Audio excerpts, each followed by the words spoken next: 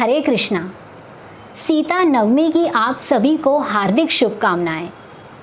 माता लक्ष्मी जो कि स्वयं ही धन, सुख, संपत्ति, वैभव, प्रसिद्धि, ऐश्वर्य, भक्ति, ज्ञान, वैराग्य ये सभी कुछ प्रदान करने वाली माता है, किंतु जब वे इस धरा पर आती है तब उन्हें धूप छांव की तरह अनेकों सुख दुख का सामना करना पड़ता है।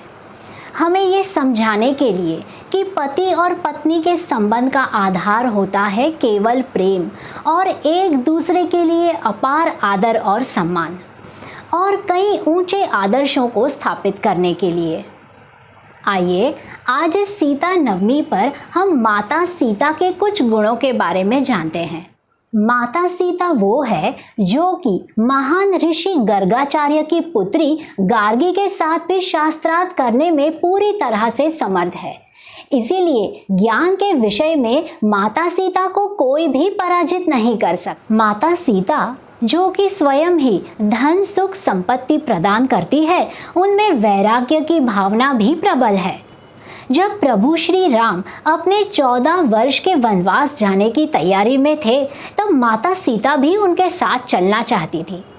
तब प्रभु श्री राम ने उन्हें रोकते हुए कहा कि वन का जीवन बड़ा ही कठोर होगा, प्रतिदिन राक्षसों का सामना करना होगा, पथरीले राह पर चलना होगा, इसीलिए तुम्हें अयोध्या में ही रहना चाहिए।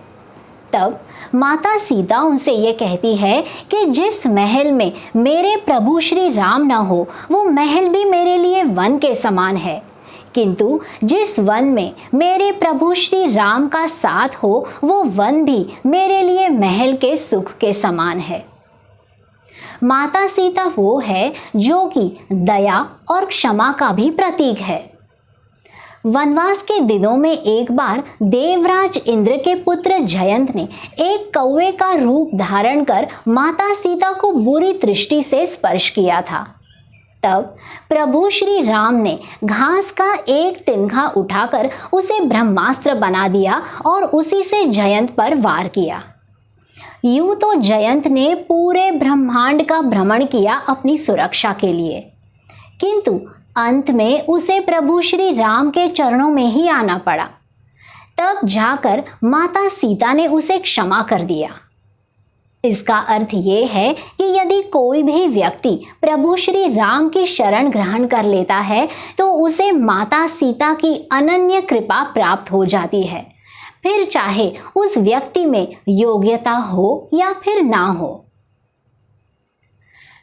माता सीता ने लंका में ही अपने ज्ञान से, अपनी वाणी से, अपनी भक्ति से, अपने नाम जप करने की शक्ति से रावण को पहले ही परास्त कर दिया था प्रभु श्री राम के आने से पूर्व ही।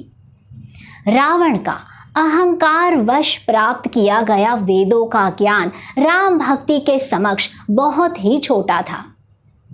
वहां अशोक वाटिका में माता सीता को प्रतिदिन दशानन रावण का सामना करना पड़ता था और इसके अलावा भी वहां कई सारी राक्षसियां थी, किंतु माता सीता के पास एक अमृत था और वो अमृत है राम नाम का। राम नाम के इस अमृत की वजह से किसी में भी ये साहस नहीं था कि वे माता सीता को स्पर्श कर सके। इसका अर्थ ये है कि यदि ये राम नाम का अमृत हम अपने जीवन में उतार लेते हैं तो हम भी काम, क्रोध, लोभ, मोह, ईर्ष्या, अहंकार जैसे राक्षसों का सामना बड़ी ही आसानी से कर सकते हैं, क्योंकि यही सारे दुर्गुण ही तो है जो हमारे भीतर रावण को जागृत करते हैं। किंतु राम नाम का ये अमृत बड़ा ही प्रबल है, बड़े से बड़े राक्षस का सामना बड़ी ही आसानी से कर सकता है। माता सीता वो है जो कि त्याग और समर्पण की भी मूर्ति है। वनवास से पुनः अयोध्या लौटने के बाद जब प्रभु श्री राम ने यह देखा कि उनकी प्रजा माता सीता के आगमन से अधिक प्रसन्न नहीं है, क्योंकि उसने कई माह राक्षसराज रावण के यहाँ व्यतीत किए थे, तब प्रभु श्री राम ने न चाहते हुए भी माता सीता का त्याग करना चाहा। क्योंकि प्रभु श्री राम इसी उद्देश्य को स्थापित करने के लिए आए थे कि एक राजा के लिए उनकी प्रजा का सुख स्वयं के सुख से अधिक महत्वपूर्ण है। तब माता सीता ने बिना किसी प्रश्न को पूछे इस आज्ञा को स्वीकार कर लिया। जानते हैं क्यों? नहीं, अपने पतिव्रत धर्म को स्थापित करने के लिए नहीं, केवल अपने प्रभु श्री राम के मान सम्मान के लिए, ताकि प्रजा के बीच उनके श्री राम का मान सम्मान बस बना रहे, इसीलिए। और ये भक्ति, प्रेम और समर्पण का सबसे ऊंचा उदाहरण है, और इसी वजह से माता सीता का स्थान प्रभु श्री राम से और भी ऊंचा हो जाता है ना। माता सीता का चरित्र बड़ा ही अद्भुत।